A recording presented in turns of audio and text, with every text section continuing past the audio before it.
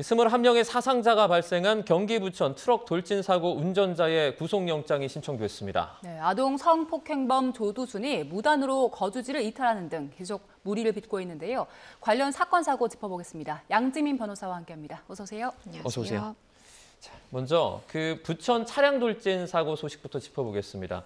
경찰이 운전자에게 구속영장을 신청을 했는데 지금 현재까지 있는 상황 보고 발부 가능성은 어느 정도로 보십니까?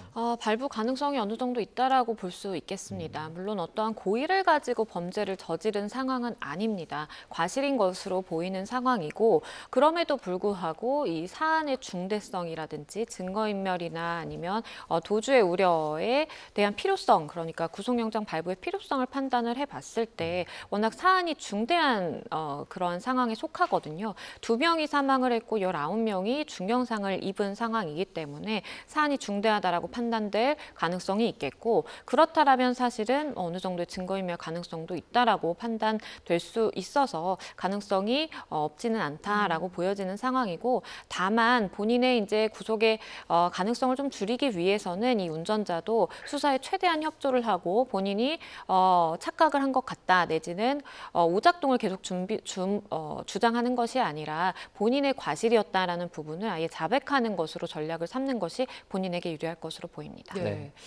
앞서 저희 취재 기자 보도 보니까 A 씨가 트럭 안에서 설치한 페달 블랙박스가 있었는데 거기에 가속 페달을 밟는 모습이 확인이 됐더라고요. 이제 사고 윤곽이 어느 정도 나오는 것 같아요.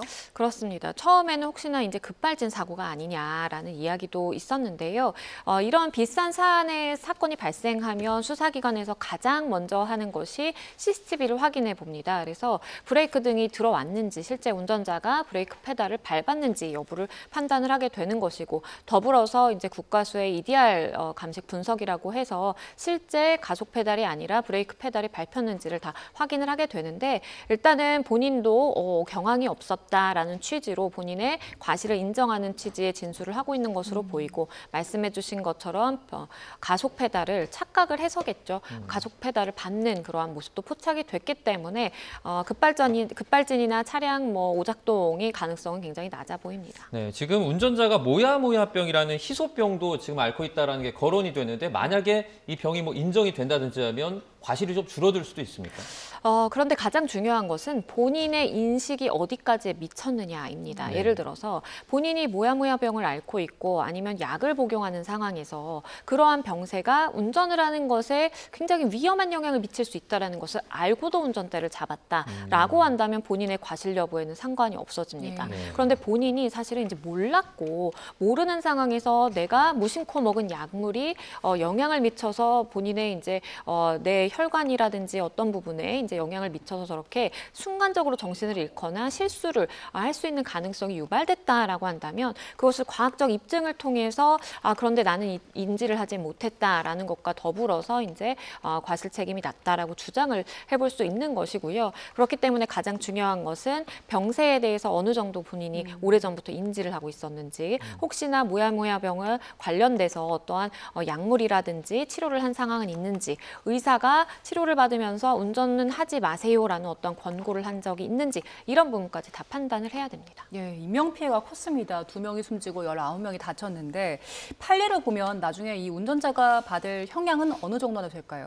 이것이 이제 이렇게 운전으로 말미암아서 사람이 이제 사망하거나 부상당하는 사고가 발생하면 우리가 업무상 과실치사상죄를 일반적으로 적용을 하고 다만 내가 운전을 할 수 없을 정도의 정말 정신적인 문제나 이제 약물에 취했다라든지 이런 경우에는 특가법상의 위험운전치사상으로 가게 되는데요. 일단은 어떤 약물을 복용한 것이 있는지를 확인을 해봐야 되겠지만 그런 것이 아니라고 한다면 위험운전치사상이 아니라 업무상 과실치사상죄로 가게 될 가능성이 높고요. 형량 차이는 만약에 위험운전치사상까지 갈 수 있다면 정말 한 징역 10년형 정도가 선고가 되는 경우가 있을 정도로 중한 선고가 예견이 되지만 업무상 과실치사상죄로 간다면 본인의 과실에 의한 것이기 때문에 징역 한 3년 정도 선고된 사례도 있거든요.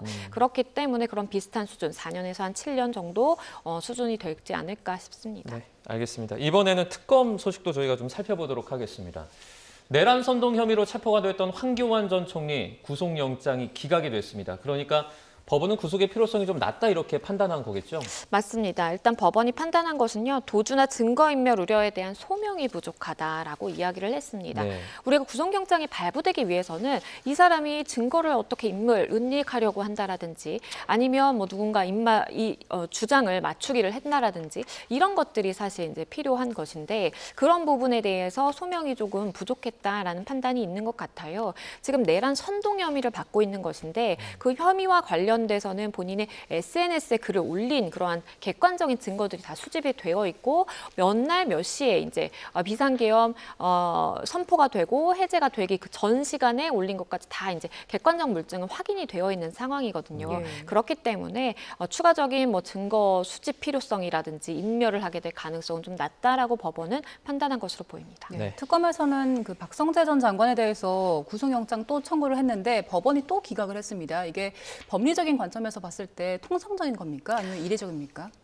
일단은 특검이 그만큼 보완 수사를 했지만 좀 미진했다라고 평가할 수밖에 없겠습니다. 실제 첫 기각이 있은 이후에 27일 동안 굉장히 보완 수사를 열심히 했다라고 특검 측은 주장을 했었고 추가적인 뭐 증거 수집도 있었다라고 밝히기는 했으나 그 부분에 대해서 법원이 판단하기에는 좀 부족했다라고 보여집니다. 일단 박성재 전 장관에 대해서는 여전히 법리적인 다툼의 여지가 있다라고 이야기를 했습니다. 즉 국회에 제출할 목적으로 나는 그래도 보고를 해야 되는 입장이기 때문에 장관직을 수행하고 있었기 때문에 문건을 만들 수밖에 없었다라고 주장을 하고 있고 다만 이것을 특검이 보기에는 아니다 내란에 동조를 해서 내란에 어떠한 본인이 몫을 가지고 역할을 한 것 아니냐라고 하는데 이 부분은 그 자체로 사실은 좀 다툼의 여지 그러니까 범죄 혐의가 소명이 됐다라고 보기에는 좀 부족했다라고 법원은 평가한 것이고요. 결국에는 특검이 지금 가진 선택지는 여기서 영장을 재청구한다라는 것은 조금은 무리다라고 보여지고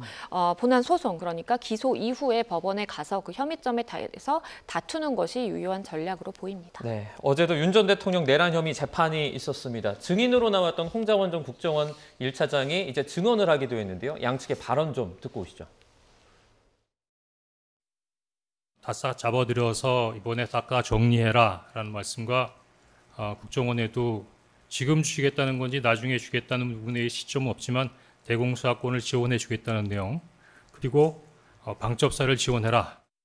방첩사에서 불러주는 명단하고 제가 예상했던 반국가 단체의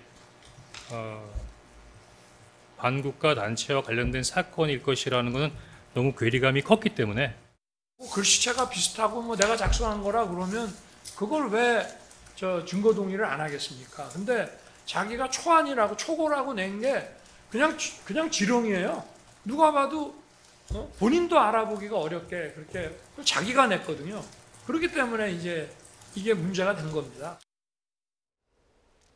네, 헌재에서의 뜻이 이제 뭐 싹 다 잡아들어라 이 증언을 재확인한 걸로 보이는데요. 어떻게 보면 그 윤 전 대통령 혐의 입증에 영향을 미칠까요? 혐의를 입증하는 데 있어서 중요한 인적 증거 중에 하나다라고 좀 보여집니다. 왜냐하면 홍장원 전 차장의 경우에는 이 탄핵 심판에서부터 지금 내란 관련된 재판에서 일관되게 주장을 이어오고 있는 상황이거든요. 네. 본인이 들은 바에 대해서 일관성이 있게 진술을 한다라는 것은 법원 입장에서 신빙성이 굉장히 높다라고 판단될 여지가 있겠고 물론 윤 전 대통령 측이 증거 부동의를 한 상황이지만 그럼에도 불구하고 물증이라고 볼 수 있는 이 메모까지 제출한 그런 상황입니다. 그래서 이것은 어떠한 체포도 가동이라든지 그리고 헌법을 위반하는 그러한 행위에 대한 하나의 중요한 진술이 될 수가 있겠고 윤 전 대통령에게는 이제 불리한 그런 증언이라고 보여집니다. 네. 자, 주제를 좀 바꿔보겠습니다. 아동 성폭행범 조두순 지금 보호관찰 받고 있는데 무단으로 거주지를 이탈했더라고요. 근데 이게 처음은 아니죠? 그렇습니다. 재작년에도 이제 거주지를 이탈을 한 적이 있었고 이와 관련해서 실제 법원에 재판을 받기도 했습니다. 지금 조두순이 받고 있는 법원의 이제 특별 준수사항 명령의 경우에는요. 등하교 시간에 이제 아예 이제 야간에도 그렇고 외출 금지가 되어 있고 지금 전자발찌, 전자부착 장치를 착용하고 있는데 이거를 뭐 자른다라든지 이런 것도 사실 허용이 되지 않고 그리고 실제로 이 교육시설 출입을 금지한다라든지 음주 자체도 아예 금지가 되어 있을 정도로 수준이 높거든요. 그런데 그럼에도 불구하고 지금 등하교 시간에 외출을 하는 시도가 있었다라는 소식이 전해져서 주변 시민들이 굉장히 좀 불안해하고 있는 상황입니다. 조두순이 올해 초에도 뭐 선망으로 추정되는 뭐 이상 증세도 보였다 이런 말도 있습니다. 뭐 치료 가무라든지 이런 건 불가능합니까? 일단은 그 부분에 대해서 지금 판단을 받아보고자 하는 상황입니다. 왜냐하면 지금 선망 증세를 보였고 실제 병원에 데려가 봤더니 의사가 전문적으로 판단하기에 치료 감호가 좀 필요하다라는 의견이 나왔어요. 네. 그러다 보니까 치료 감호 등에 관한 법률에 따르면 치료 감호 대상자에 대해서 이제 나와 있는데 아마도 이제 소아와 관련된 성범죄를 저지른 그러한 상황이기 때문에 이와 관련해서 정신적인 이상이 있다라고 해서 지금 판단을 받아보고자 하는 것이고 만약에 치료 감호 결정이 내려지게 된다면 그러면 저렇게 자택이 아니라 아예 병원에 입원을 한 상태이기 때문에 주민들 입장에서는 조금 안심을 할 수도 있겠습니다. 네, 알겠습니다. 다양한 이슈들 양지민 변호사와 함께 짚어봤습니다. 오늘 고맙습니다. 고맙습니다.